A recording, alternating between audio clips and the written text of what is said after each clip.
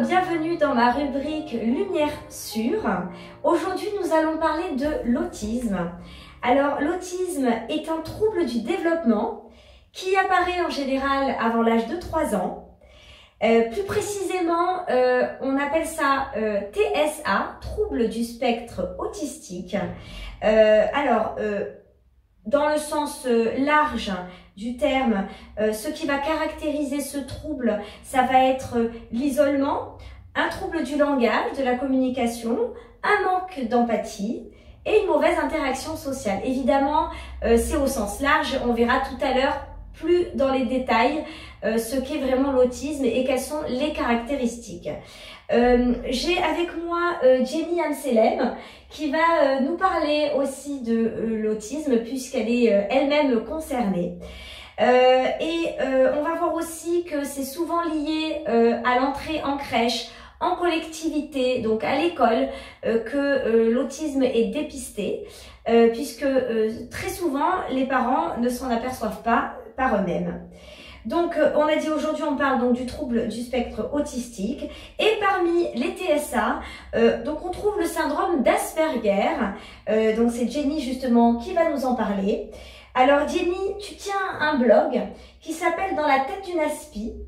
Et donc, le but de ce blog est de témoigner de ta différence et de ton parcours au quotidien, des problèmes que tu peux rencontrer en tant que maman, en tant que femme et en tant que femme active aussi puisque tu travailles, tu es praticienne neurofeedback. Et donc tu racontes des anecdotes de la vie de tous les jours mais tournées avec une autodérision. Alors, on peut dire que tu as beaucoup d'humour et tout ça vu dans la tête d'une Asperger. Donc tu vas un peu nous parler de ton blog, nous dire quelle est la différence entre l'autisme et le syndrome d'Asperger. Je te laisse nous en parler. Donc en fait, salut. En fait, le syndrome d'Asperger, c'est une forme d'autisme. Oui. Ce qui caractérise souvent les Asperger, c'est déjà la capacité de parler, puisque beaucoup d'autistes, à l'époque, quand on entendait le mot autisme, on voyait des gens complètement fermés, qui ne savaient pas parler, etc. Mais en réalité, c'est beaucoup plus large que ça. D'accord. Donc voilà, mais sinon, grosso modo, les caractéristiques sont plus ou moins les mêmes.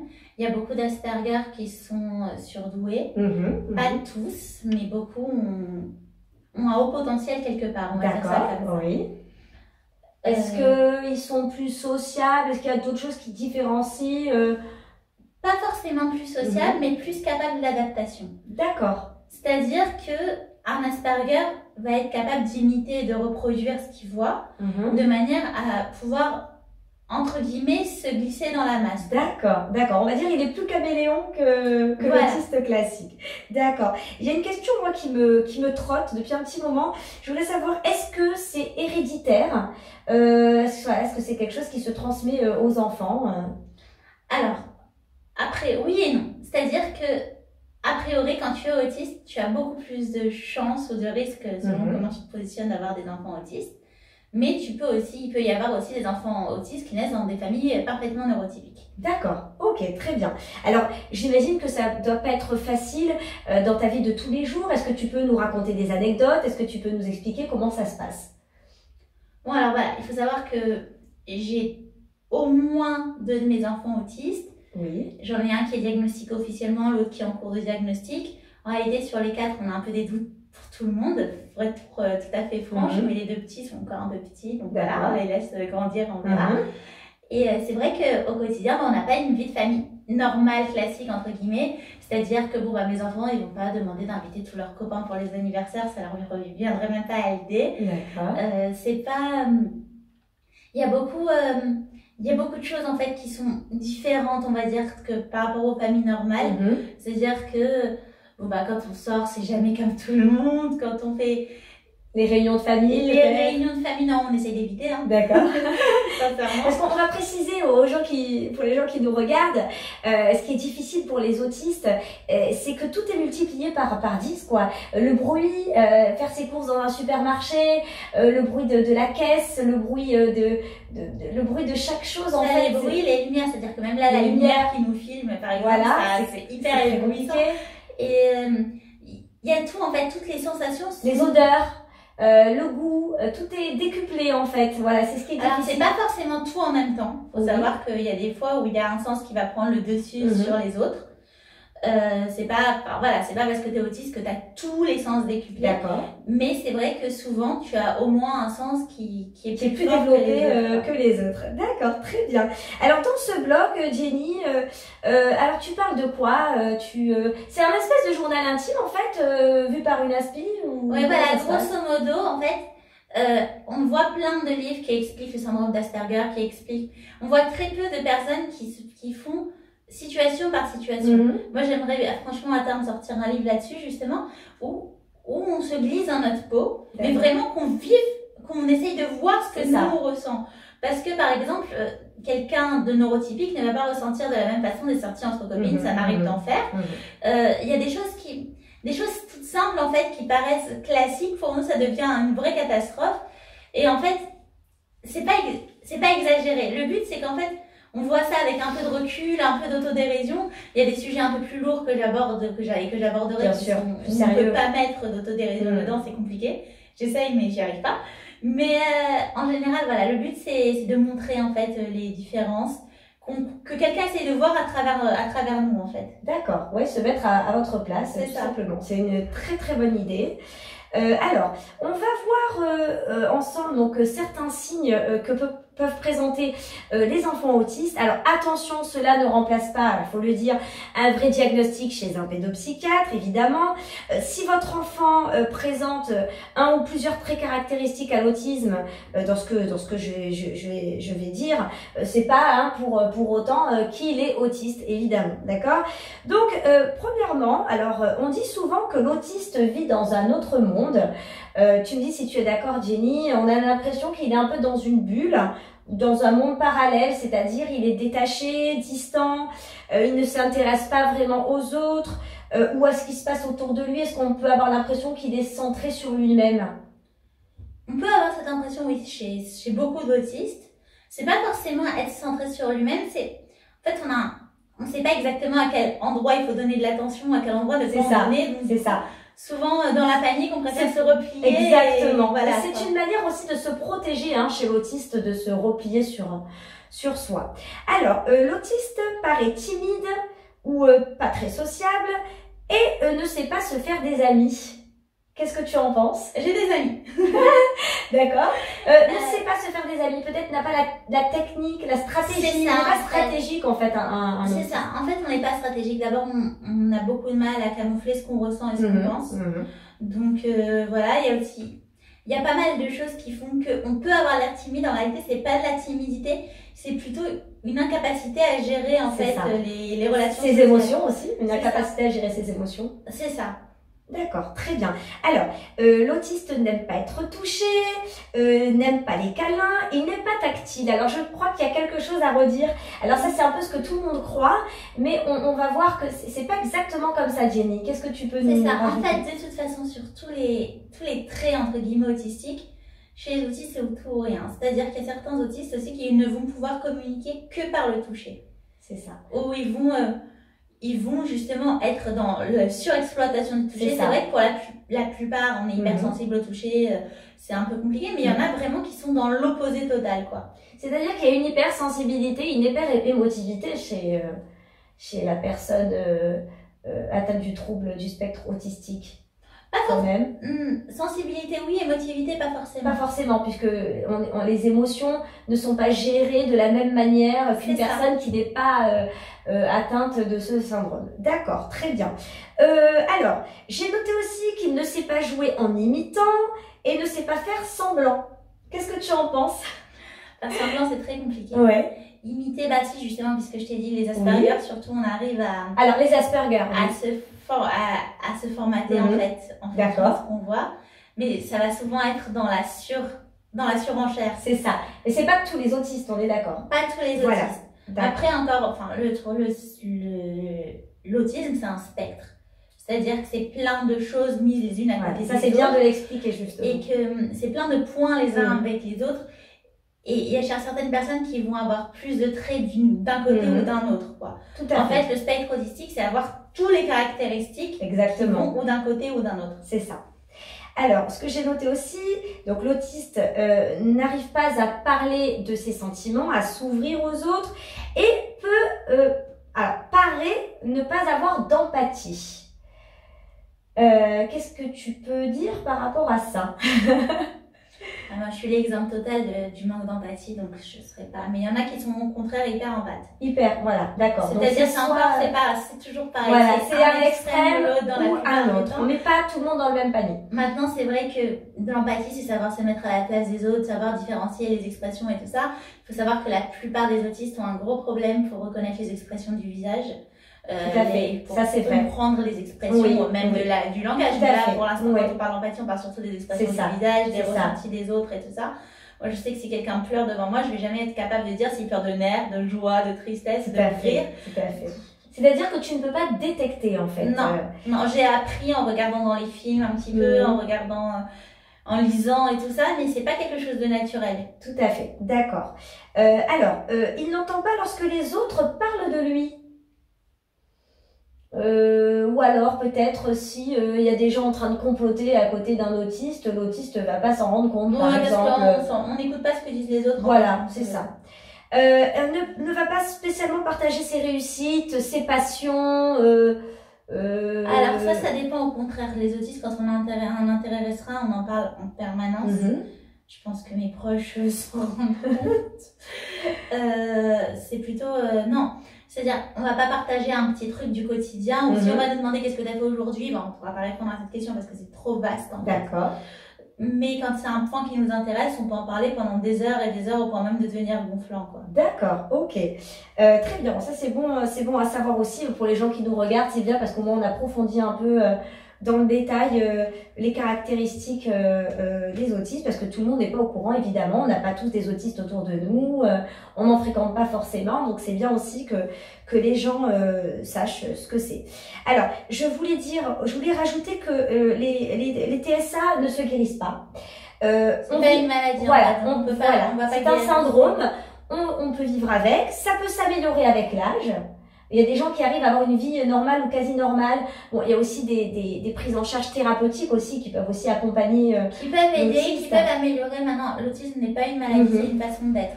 On peut pas changer une façon d'être. C'est comme si on peut pas changer sa couleur préférée. On peut pas. Tout à fait. On rentre vraiment dans ce cadre-là. En grandissant, on apprend à mieux s'adapter au monde. Ça veut pas dire qu'on n'a pas la même souffrance que quand on était enfant. Tout à fait. Ça veut dire que juste on fait mieux semblant. C'est ça. Mais ça veut pas. Et puis bon, les thérapies, oui, il y a plein de trucs qui aident. Moi, je sais que voilà, j'ai testé pas mal de choses sur. Il faut être aidé justement. D'ailleurs, les enfants peuvent avoir une aide en classe, c'est-à-dire à l'école. Il y a des aides spécialisées aussi qui entrent dans la classe avec l'enfant, et donc ça aussi, ce sont des droits auxquels voilà, on peut avoir recours justement si besoin. Alors, je voulais justement, en donnant aussi quelques conseils, parce que c'est bien aussi de se mettre justement dans la peau d'un autiste et de comprendre aussi comment il fonctionne, et c'est bon à savoir aussi pour l'entourage. Alors, un enfant autiste, c'est un enfant avant d'être autiste. C'est important de le rappeler. C'est comme si on considérait en fait qu'un obèse est juste obèse et que en fait tout tourne autour de ça. C'est un être humain comme tout le monde, avec ses joies, ses peines, sa personnalité. Et l'autisme, il faut souligner que l'autisme, c'est l'un des composants de sa personnalité. C'est ça. Voilà, ça c'est très important de le savoir. Alors, on en a parlé tout à l'heure et je voulais le redire. Donc, les perceptions sensorielles sont ultra développées et désordonnées. Le goût, l'ouïe, la vision, les odeurs, toutes ces choses simples au quotidien, donc qui peuvent être extrêmement pénibles dans certaines situations. Et l'enfant, on l'a dit tout à l'heure aussi, semble être replié sur lui-même, mais c'est pour se protéger. C'est une carapace en fait de protection. C'est ça, moi je vois par exemple mes enfants qui sont diagnostiqués, donc les deux premiers. Enfin, le premier c'est encore changeant, mais voilà. Ils me disent on a envie de se faire des copains. Enfin, le grand surtout il a envie. Il en a d'ailleurs, mais c'est beaucoup plus compliqué pour lui. C'est-à-dire que j'ai dû lui donner des techniques. C'est un effort en fait. C'est un effort. C'est un effort, mais ça veut pas dire qu'on n'a pas envie, qu'on a envie de se replier. Bien sûr. Le deuxième, pour l'instant, c'est un peu particulier parce qu'il me dit je vois pas l'intérêt, mais il est petit encore, quoi. Mais je pense que c'est pas qu'on on n'est pas replié sur nous-mêmes Bien volontairement. C'est bien la sûr. société qui Bien nous sûr, force à c'est revenir ça. sur nous-mêmes. Exactement. Et du coup, les gens qui ne connaissent pas peuvent prendre ça comme quelque chose de mauvais, un rejet. C'est pour ça que je voulais vraiment en parler, que c'est important. Ça, de faut savoir dire. aussi que les autistes, par exemple, ont très peu de filtres. Donc, on va dire ce qu'on pense très C'est ça. facilement. En grandissant, on C'est apprend un petit peu. Il Et y a encore, une franchise. c'est ça, on qui, apprend un petit peu à retenir. Mais quand t'es petit, c'est plus compliqué. Et forcément, ça peut être hyper mal interprété. Alors que complètement. ça part pas d'un mauvais sentiment. Mhm. C'est pas de la moquerie, c'est pas de la critique. Tout à fait, c'est tout à juste, fait. C'est bien justement de faire de la prévention, je trouve. Ce serait bien aussi de faire peut-être dans les écoles, s'il y a des enfants autistes, que les autres aussi sachent ce que c'est vraiment l'autisme, comment réagir en tant qu'entourage. En fait, je pense que c'est important aussi d'en parler. Alors, la compréhension est difficile. Si le langage n'est pas simple, avec un vocabulaire simple, il faut parler en face à face. Qu'est-ce que tu en penses, Jenny? Il faut qu'on sache qu'on s'adresse à nous déjà pour qu'on puisse intervenir. Je sais quand je suis en groupe, j'interviens très peu parce que je sais pas à qui on s'adresse, donc forcément je vais pas savoir à quel moment je vais pouvoir parler. On a du mal à traiter plusieurs informations en même temps. Dans le sens où si on va me dire, si on va me donner trop de précisions, en fait, je vais finir par me perdre dans les précisions. Exactement, oui. Moi, je me rends compte vraiment. Et d'un autre côté, si c'est pas, on a beaucoup de mal à comprendre les sous-entendus. Bah, tout à fait, je vais en parler justement. Il y a eu une anecdote très marrante d'ailleurs de mon fils à l'école, où sa maîtresse lui a dit assis-toi. Il s'est assis et il s'est fait punir. Pourquoi? Parce qu'il s'est assis là où il était. Il n'est pas allé s'asseoir à sa place. Elle n'avait pas précisé, donc pour lui, il était complètement. Il a fait ce qu'elle a dit, quoi. Ça fait partie des anecdotes courantes chez les autistes, en fait. Alors justement, je voulais en parler. Alors l'enfant est dans le concret, comme vient de dire Jenny. Il faut éviter de parler avec des expressions du genre il pleut des cordes, car l'enfant autiste va vraiment s'imaginer des cordes qui tombent du ciel. Il prend les choses au pied de la lettre, comme on dit. Donc il vaut mieux dire il pleut très fort dehors plutôt que dire il pleut des cordes. Voilà, c'est un exemple parmi tant d'autres. C'est ça, les expressions, c'est compliqué. C'est vrai que jusqu'à maintenant, même moi en tant ça paraît drôle comme ça, mais je bug complètement. Non, mais vraiment l'expression il pleut des cordes. Mais pendant des années, j'ai cherché où étaient ces cordes. Et comme quand on me disait ne reste pas dans ton coin, mais non, je suis pas dans mon coin. Ou alors il envoie des vertes et des pas mûres, des expressions comme ça qui sont j'ai un chat dans la gorge. Alors là, vraiment, cherche le chat dans la gorge, quoi. C'est ça, toutes les expressions jusqu'à très tard, je les ai pas fait de la lettre. Et là, par exemple, mon troisième qui n'est pas du tout diagnostiqué, quand on lui dit, regarde touche avec les yeux, quand on lui dit de pas toucher quelque chose, mais il va toucher les objets avec ses yeux pour de bon. Donc, on a arrêté d'employer des expressions pour l'instant. Complètement. On leur apprend, quoi. C'est une expression. D'ailleurs, souvent, ils viennent me voir. Est-ce que ça, c'est une expression ou est-ce que c'est vrai? Qu'est-ce que tu entends par là? Il faut tout expliquer. Si on donne une expression, après, on peut l'assimiler une fois qu'on nous a expliqué. Bien sûr, mais quand on les entend pas pour la inné, première fois, c'est compliqué. Voilà, tout à fait. Son vocabulaire est limité. Certains mots lui manquent. Voilà, c'est l'attitude qu'on va avoir qui va parler et refléter en fait les émotions. Après, ça dépend. Il y a certains autistes qui ont comme passion de lire, par exemple. Donc, ça va être des personnes qui vont parler avec un vocabulaire au contraire beaucoup trop enrichi pour leur âge. Moi, deuxième, il parle avec, il a beaucoup écouté les infos chez ses grands-parents. Du coup, il parle comme un journaliste de BFM. C'est vrai que c'est une caractéristique des autistes qui ont tendance à vraiment, on a l'impression qu'ils récitent un peu tout ce qu'ils ont entendu.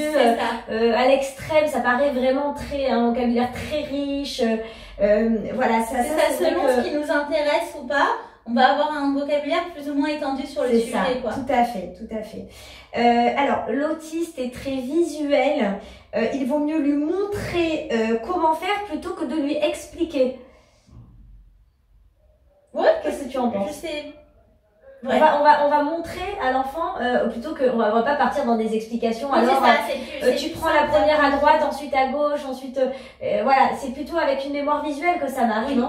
C'est ça, beaucoup plus. Très bien, alors je pense que j'ai dit tout ce que j'avais à dire. Ah oui, alors je voulais aussi, alors c'est important, je voulais mettre aussi en valeur un peu l'autisme aujourd'hui. Pensez à tous les talents que l'autisme lui a donnés. C'est vrai qu'il ne regarde pas les gens dans les yeux, qu'il ne suit pas bien la conversation, mais il ne triche pas. n'agresse pas et ne juge pas les autres. Et ça, c'est magnifique. Voilà, c'est comme ça aussi qu'on doit voir l'autisme. N'oubliez pas que Einstein, Mozart ou Van Gogh étaient eux-mêmes autistes. Voilà, ça peut faire aussi des grands artistes. Ça peut être faire des grands artistes, des grands scientifiques. Exactement. Marie nous appelle souvent les robots, donc quand on a quelque chose et qu'on arrive à gérer, on ne va pas au bout des choses. Voilà, et c'est bien de ne pas justement dévaloriser justement les personnes qui sont autistes, parce qu'il y a du potentiel. Il faut pas dévaloriser, mais il ne faut pas non plus en attendre trop. C'est-à-dire que certaines personnes se disent ah t'es autiste alors oui alors t'es un génie. Tu peux faire tous les trucs du monde. Non, c'est pas le cas non plus. Il y a des autistes qui sont juste dans la moyenne. Tout à fait. Il y a des autistes qui vont avoir certains dons pour certaines choses. C'est bien de le préciser. Voilà, tous les autistes ne sont pas des génies, évidemment.